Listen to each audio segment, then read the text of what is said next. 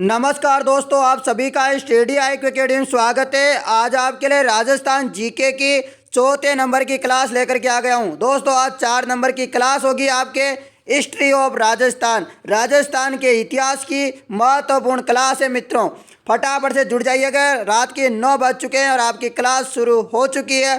फटाफट से सभी स्टूडेंट जुड़ जाइएगा। चलिए दोस्तों मैं शुरू करता हूँ आज की क्लास को। आज का पहला और प्यारा सा प्रश्न है, शानदार प्रश्न होंगे आज की क्लास में।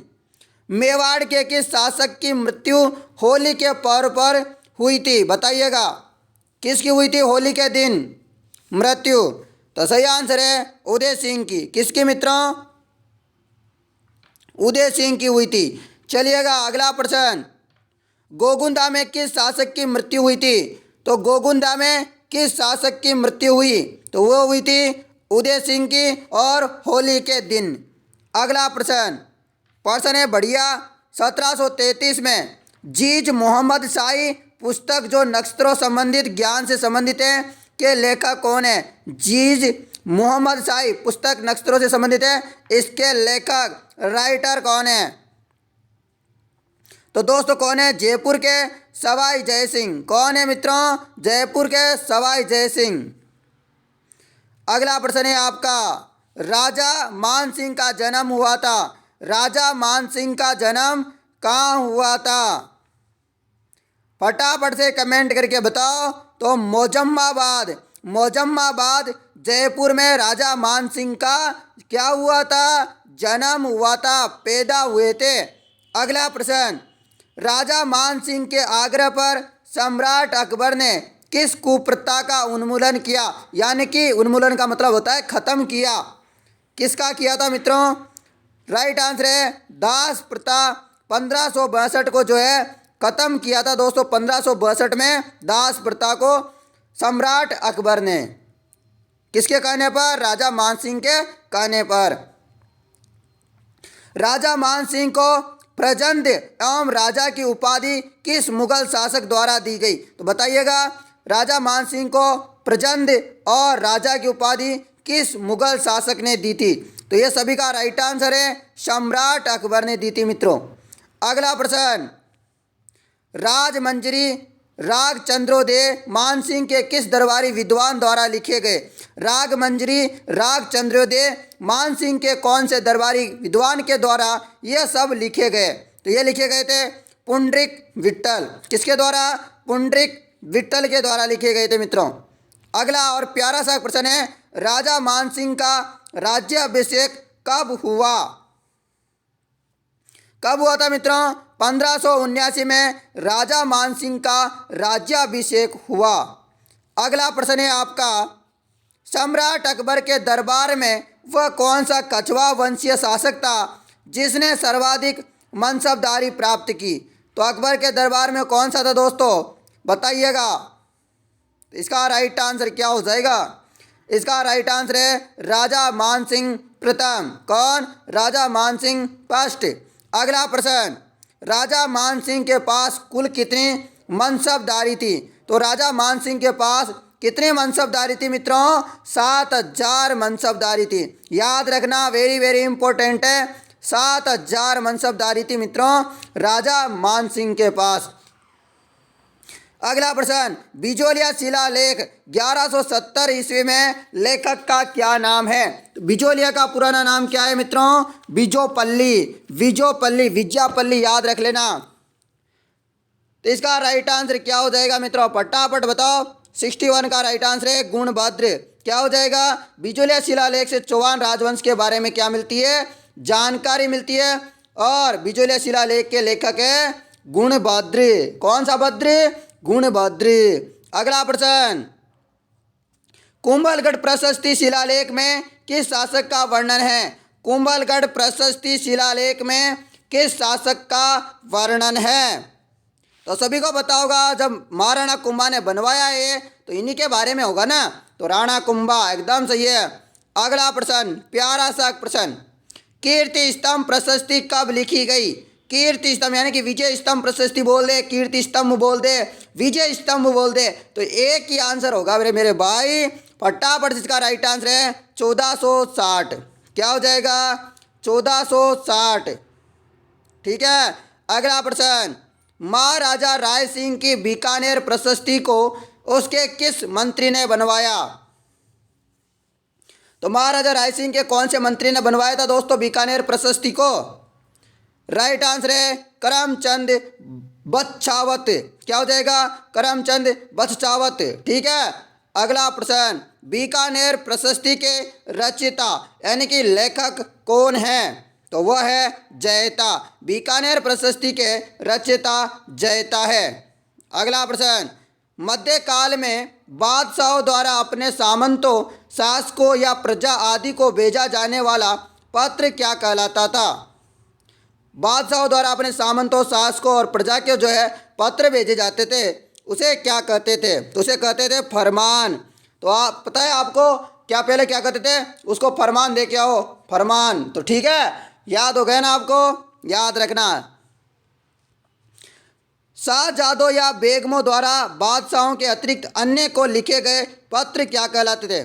शाहजादों या बेगमों द्वारा बादशाह के अतिरिक्त किसी और को लिखे गए पत्र क्या कहलाते थे? सही आंसर है निशान। क्या कहलाते थे? निशान कहलाते थे मित्रों। अगला प्रश्न, अपने से छोटे अधिकारी को लिखा गया प्रशासनिक पत्र क्या कहलाता था? तो वह कहलाता था परवाना। क्या कहलाता था? परवाना। अगला प्रश्न, जयपुर रिकॉर्ड में कौन सा स्रोत एक प्रकार से दैनिक हिसाब के आमद खर्च को बतलाने वाली उपयोगी डायरियां हैं? इसका राइट आंसर है सियाह हजूर। क्या? सियाह हजूर। अगला प्रश्न, निम्न में से कौन सी बही में जोधपुर के राज तिलक सामाजिक, आर्थिक, धार्मिक विषयों का दैनिक तिथिवार वर्णन प्राप्त होता है? इसका राइट आंसर है डी, हकीकत बही। क्या हो जाएगा? हकीकत बही। अगला प्रश्न, मारवाड़ प्रगरारी विगत ग्रंथ के लेखक कौन है? वेरी वेरी इंपॉर्टेंट है, बहुत बढ़िया प्रश्न है, शानदार जानदार इंपॉर्टेंट प्रश्न। ठीक है ना? मारवाड़ प्रगरारी विगत ग्रंथ के लेखक, इम्पोर्टेंट से भी इम्पोर्टेंट प्रश्न, वेरी वेरी लगा लो। ठीक है, बढ़िया प्रश्न है। तो इसका राइट आंसर है मुणोत नैन्सी। और मारवाड़ का अबुल फजल किसे कहा जाता है? एक प्रश्न मुझे याद आ गया, मुणोत नैन्सी को किसने कहा था? मुंशी प्रेमचंद ने। ठीक है, मुंशी जी ने कहा था। अगला प्रश्न है आपके लिए, बीकानेर के राठौरी ख्यात के लेखक है, बीकानेर के राठौड़ारी ख्यात के लेखक कौन है? इसका राइट आंसर है दयाल दास सिंडायच। क्या हो जाएगा? दयाल दास सिंडायच। अगला प्रश्न क्या है? जीन पाल कृत खतग्रगछ पट्टावली में किस शासक के शासनकाल में राजस्थान गुजरात के राज तिलक राजनीतिक संबंधों पर विस्तृत वर्णन मिलता है? सही आंसर है पृथ्वीराज चौहान। अगला प्रश्न, खुमान रासो, देख लो अलग अलग आ रहे हैं। खुमान रासो की रचना किसने की थी? तो खुमान रासो की दलपत विजय ने की थी। दलपत विजय की किसने? खुमान रासो किसकी रचना है? दलपत विजय की। खुमान रासो की रचना दलपत विजय ने की है। इसमें मेवाड़ के बप्पा रावल, यहाँ बापा लिखा हुआ है तो बापा नहीं है, बप्पा रावल है। बप्पा रावल से लेकर महाराणा राज सिंह तक के इतिहास का वर्णन है। ठीक है। अगला नरेंद्र चंद्र सूरी की कृति है। तो नरेंद्र चंद्र सूरी की कृति कौन सी है? हमीर महाकाव्य। आपसे पूछा जा सकता है हमीर महाकाव्य किसकी कृति है? तो नरेंद्र चंद्र सूरी। उल्टा सुल्टा कैसे भी प्रश्न आ सकता है, टेंशन ना लेना है। आपसे पूछा भी जा सकता है कानड़ देव प्रबंध किसने लिखा था और पद्मनाभ ने क्या लिखा था, ये भी प्रश्न आ सकता है। तो आंसर तो मैंने बता दिया ना, खुश हो गए होंगे। पद्मनाभ है, बढ़िया आंसर है, बढ़िया शानदार, रोजाना बता रहा हूँ आपको। अगला प्रश्न, अल उत्तबी की तारीख ए यामिनी, अल उत्तबी की तारीख ये यामिनी निम्न में से किसके संघर्ष पर प्रकाश डालती है? इसका राइट आंसर राजपूत गजनवी। क्या हो जाएगा? राजपूत गजनवी। अगला प्रश्न, वंश भास्कर का लेखक है। वंश भास्कर का लेखक, अरे मैं भाई इतने दिनों से बता रहा हूँ, अब इस प्रश्न का जवाब नहीं दिया तो फिर तो मेरे को ये सोचना चाहिए कि मैं बच्चों को गलत पढ़ा रहा हूँ। क्या कर रहा हूँ, आप सभी को मैं गलत पढ़ा रहा हूँ। मतलब मैं एक टीचर, अच्छा टीचर नहीं हूँ आपके हिसाब से, क्योंकि जब ये प्रश्न नहीं आएगा तो मुझे बहुत बुरा लगेगा। सूर्य मल मिश्रण बूंदी कहते ना। बढ़िया आंसर। निम्न में से कौन सी कृति सूर्य मल मिश्रण द्वारा लिखित नहीं है? तो ये दो तो 100% में 2 बार बता चुका हूँ, 3 बार बता चुका हूँ, इनको कई बार बता चुका हूँ कि वंश भास्कर और वीर सतसई ये किसकी है? सूर्यमल मिश्रण की है। अब इन दोनों में से बताओ आपका राइट आंसर क्या होगा? तो बिल्कुल बढ़िया आंसर है। तो राम रजोट ये भी सूर्यमल मिश्रण की है, वंश भास्कर भी है, वीर सतसई भी, पर ये नहीं है। ठीक है ना, ये वाली नहीं है। चलो अगला प्रश्न। Annulus and antiquity job Rajasthan किसकी करती है? अरे बढ़िया सा प्रश्न, वापिस ये इंपॉर्टेंट प्रश्न, और इसका आंसर सभी को पता होगा मुझे जहाँ तक विश्वास है, मानना है मेरा तो, कर्नल जेम्स टॉड। ठीक है, अगला प्रश्न। निम्न में से किस राज्य के राजा ने पंडित विश्वेश्वरनाथ रेऊ को अपना यहाँ राजकीय पद प्रदान किया? तो इसका राइट आंसर जोधपुर में किया था दोस्तों। अगला प्रश्न। क्वींस ऑफ मारवाड़ किसकी कृति है? क्वींस ऑफ मारवाड़ किसकी कृति है, यानी कि किसने लिखी थी? रेड ने। किसने? रेड ने। अगले प्रश्न है अब आपके ऑनलाइन आर प्रश्न। प्रतिहार शासक जिसने सर्वप्रथम जालोर को अपनी राजधानी बनाया वह था? कौन था मित्रों? नागभट्ट प्रथम। प्रतिहार शासक जिसने सर्वप्रथम जालोर को अपनी राजधानी बनाया वह नागभट्ट प्रथम था। अगला प्रश्न। प्रथम खिलजी सुल्तान जिसने रणथंभौर दुर्ग पर आक्रमण किया था वह था? कौन था? जलालुद्दीन। कौन? जलालुद्दीन। अगला प्रश्न। क्या है व्याख्या देख लीजिएगा यहाँ पर। जलालुद्दीन ने 1290 ईस्वी में और 1292 ईस्वी में रणथंभौर पर आक्रमण किया, परंतु दोनों बार असफल रहा और जो है गुस्से में वापस आ गया। उस समय हमीर जो देव थे वो रणथंभौर के क्या थे? शासक थे मित्रों। हंसी चल रही होगी आपको, कोई बात नहीं, खुश हो जाइए, मुस्कुराइएगा, मुस्कुराते रहिएगा दोस्तों, और गवर्नमेंट जॉब आपको मुस्कुराते मुस्कुराते हंसते हंसते खेलते खेलते मिल जाएगी। बस पढ़ते रहिएगा। पन्ना दाई ने किसके जीवन को बचाया? पन्ना दाई ने किसके जीवन को बचाया? तो दोस्तों पन्ना दाई। बताइए इसका राइट आंसर है। आप कमेंट कर दिया करो यार, कोई बात नहीं है। ठीक है, उदय सिंह हो जाएगा। अगला प्रश्न। दौसा जिले का वह स्थान जो राजपूतों और मराठों के बीच हुई लड़ाई के कारण प्रसिद्ध हुआ, तो वो था दोस्तों तुंगा। मुंगा नहीं था, तुंगा था। ठीक है, तुंगा। तुंगा का युद्ध कब लड़ा गया? 1787 में लड़ा गया। जयपुर के राजा प्रताप सिंह व महादजी सिंधिया के मध्य हुआ था, जिसमें प्रताप सिंह की क्या हुई थी? विजय हुई थी। प्रताप सिंह वही है ये? वो कौन? बताओ बताओ फटाफट। जिसने हवा महल बनाए चो ना मारा भाई, आओ पतो चाल गयो कहीं।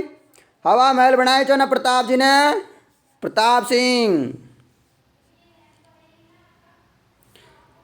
ये महाराणा प्रताप मत समझ लेना गलती से, बहुत बड़ी गलती हो जाएगी अपन से फिर तो। अगला प्रश्न। अब महाराणा प्रताप का आ गया प्रश्न।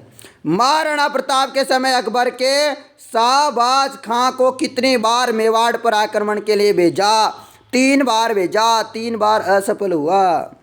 अकबर ने शाहबाज खां को महाराणा प्रताप के विरुद्ध पहली बार 15 अक्टूबर 1577 ईस्वी को, दूसरी बार 15 दिसंबर 1578 को, तीसरी बार 1589 को आक्रमण करने के लिए भेजा, पर हाथ कुछ नहीं आया। अगला प्रश्न। पृथ्वीराज चौहान तृतीय और मोहम्मद गौरी के मध्य कितने युद्ध लड़े गए? पृथ्वीराज चौहान और मोहम्मद गौरी के। तराइन का प्रथम युद्ध, तराइन का द्वितीय युद्ध, तो कितने हुए? 2 हुए, और आपका राइट आंसर भी 2 ही होता है। अगला प्रश्न। 1572 से 73 ईस्वी में अकबर ने जोधपुर किसकी सुपुर्द किया? बताइएगा। बीकानेर के राय सिंह। अगला प्रश्न। अलाउद्दीन खिलजी की विजयों का कालानुक्रम व्यवस्थित करें। तो राइट आंसर। पहले रणथंभौर जीता अलाउद्दीन ने कब? 1303 में रणथंभौर या राजस्थान का प्रथम शाखा भी इसी डेट को माना जाता है। किसने किया था? हमीर देव के नेतृत्व में। अगला चित्तौड़ पर विजय, फिर सिवाना पर, फिर जालोर पर। इस प्रकार इन्होंने जो है जीत का झंडा लहराते चले गए। अगला प्रश्न देखिए, यहाँ पर देखिएगा, रणथंभौर विजय 1301 में, चित्तौड़ विजय 1303 में, प्रथम शाखा में चित्तौड़ का, ठीक है, पता है ना। अगला प्रश्न, सिवाना विजय 1308 में, जालोर विजय 1311 में। इस प्रकार ऐसे होते चले गए। अगला प्रश्न, कतिपय राजपूत शासकों की सूची दी जा रही है, बताना है आपको। इनमें से किन्हीं दो का चयन करें जिन्होंने मुगल को सहयोग किया। तो मुगल का सहयोग किस किसने किया था? इसका राइट आंसर है आपका सी और डी, यानी कि मान सिंह ने और राय सिंह ने।